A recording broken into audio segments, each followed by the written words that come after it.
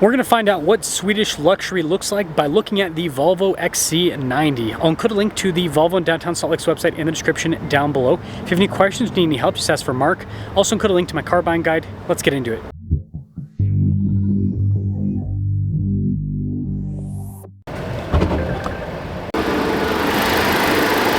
Under the hood is a 2-liter 4-cylinder that goes through an 8-speed. It's a mild hybrid system, 48 volts.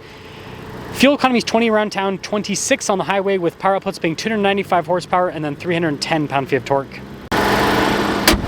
I'm trying to hit 500,000 subscribers before the end of the year. I'd really appreciate it if you'd help out with that. Flat gray on a Volvo I think looks really cool. You've got the new Thor's hammer style on the headlight. You can see chrome trim there below it, and then also on the grille. And this refresh on the XC90 makes it look a little bit more modern, a little bit sharper. Tire and wheel setup is 275 by 40 by 21. You've got silver on the outside, black on the interior of the wheel. Nice body painted fender flares. You've got more chrome trim at the bottom and then also around the windows. The proportions on the XC90 I think are perfect for Volvo's styling. When it comes to key fob features, we've got this kind of chunky Volvo logo there on the side. Anyways, lock and unlock, you've got the opening for the hatch, and then if you need to sound the alarm.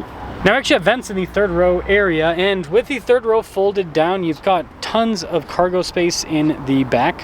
Now the third row itself can technically fit adults, but it is a little bit tighter with the legroom, and Volvo doesn't put a strap or anything on the back of the seat, so you have to kind of lean over and lift it up. Not the worst thing, but it's something to note. And then with the third row folded up, you still get a decent cargo area. Gotta love the bow shape for the tail light, and then you can see the B6 badge. You've got all the rest of the badge finished in chrome. That will cap things off for the exterior. Keyless entry even for the back, but let's pop in. The rear passengers get a sunshade. There's also a nice soft touch trim. You've got the wood trim down below and a 2-tone coloration. The seats are not perforated, which is kind of interesting after we look at the front seats, but they do have the adjustments nicely labeled. Good legroom in the second row. We also have a little storage net. We've got our own climate zone, heated seats, vents, and there's a USB port lower down. Panoramic sunroof up top. And overall headroom here in the back is good. Keyless entry for up front, and let's check it out. Blind spot monitoring with the mirrors. We've got memory seat functionality with this car, and then a nice finish on all of the controls there. The mirrors power fold in too. The front door panel also has the same nice design and finish as the back. And then with the front seat perforated all down the center, the only perforated seat, it is power adjustable with lumbar support. The passenger seat's also power adjustable with lumbar support. And you know what? This is iconic. Ooh. 2-tone coloration on the steering wheel with practical controls in the front, like your cruise control on the left side, voice command controls, screen controls on the right side. Digital gauge cluster in the center, and again, you press the screen button and it'll change, or the little button on the steering wheel, it will change what is displayed there. This also comes equipped with a 360 camera system. They kind of changed the overall setup. It is a little bit of a bigger view, but yeah, it's very user-friendly, just like the previous system. And then as for the rest of the screen, it is pretty big. It's kind of popped onto the dash a little bit with the design that they've done here. But again, very intuitive with everything. So everything's nicely labeled, you know, driving modes, for example. And I like how Volvo's not going crazy with the drive modes like other manufacturers. Like, not everything has to be a drive mode. And also heated and cooled seats. So you've got that functionality built in the screen. And yes, like everything is in the screen. The only physical buttons really are this for the volume and then defroster and everything. So you do get more space here in the center for other items like cup holders. There's a phone charging pad, got the crystal shifter, and center console's got good space with the USB port inside. It's got USB-C. Actually, they're both USB-C. Nice trim on the top too. Got a little bit of cloth trim there on the dash, which kind of breaks it up. And then you got the slider here for the sunroof to open and close the shade. 2026 XC90 Ultra, 75,155. Let's see how this performs. The walk around heads-up display. That's another little feature that this has. What do you guys think about heads-up displays, by the way? I like whenever a car has it, I'm like, cool, but I don't know. It seems kind of like a gimmick in the car industry. Like, there's so many of these tech features in cars that I just never end up using, and heads-up display is one of them. Another one's like, you know, self-park. You know, like the Hyundais have the key fob feature too, where you can move the car with the key fob. I've had tons of these Hyundais as demos, and I've never used that feature at any of them once. So it's, I don't know. It's interesting. Ooh. Sorry. I had to admire the Octa.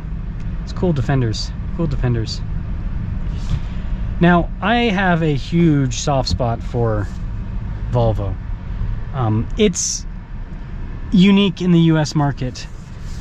You know, we've got a lot of European cars, but mostly from Germany, right? That's I mean, you've got some English stuff like Land Rover and some of the stuff, but like most of the European cars that people buy in the US market are going to be from Germany. And so getting to experience the cars from other countries like Sweden is really cool, because they have a different take. They really do. I mean, Europe it's not a crazy big place, but it's vast when it comes to the cultural differences. And so you know, when people are thinking about what a car should be, yeah, it's way different. And so the take here with this is you've got this really nice interior, like really well built, nice materials, but instead of the focus being on making it so it's the most sumptuous this and that, it's kind of like you can tell like they've gotten this nice balance of quality feeling with durable feeling materials. I don't know, I really like it. I love Volvo interiors. I think they're one of the nicest interiors you can have for under $100,000. Man, just like, again, you touch things and everything feels high quality. And I like how they don't do soft touch with everything. Like the materials have texture to them. Like Volvo kind of understands that, like having some visual and texture and everything, I don't know, works out. Now this 2-liter, I'll be reviewing the plug-in hybrid just after this, so I'll let you guys know the comparison in that video. I'm having a Volvo day. I'm filming 5 Volvos one day. Well, that's the plan, at least. This engine's got good torque. It has, and it's good on the low end. It's not just like, oh, you know, you gotta rev it out and then you get some power. No, it's good on the low end. And that's the nice thing about these mild hybrid systems, is they can kind of fill in that initial gap. Now there is still a little bit of a lag, but it's very minimal. And this kind of, a lot of these hybrid turbo engines kind of drive like a non-hybrid diesel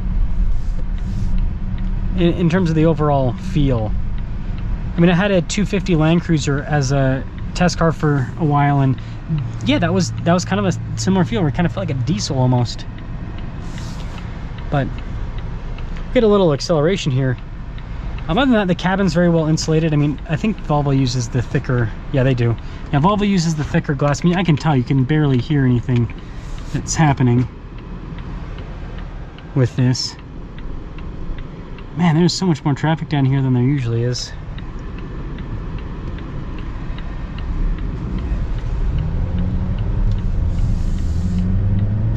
Like like for a 4-cylinder, this feels really good. This is one of my favorite. Like in terms of 2-liter 4-cylinders, by far my favorite. In terms of 4-cylinders in general, definitely one of my favorites.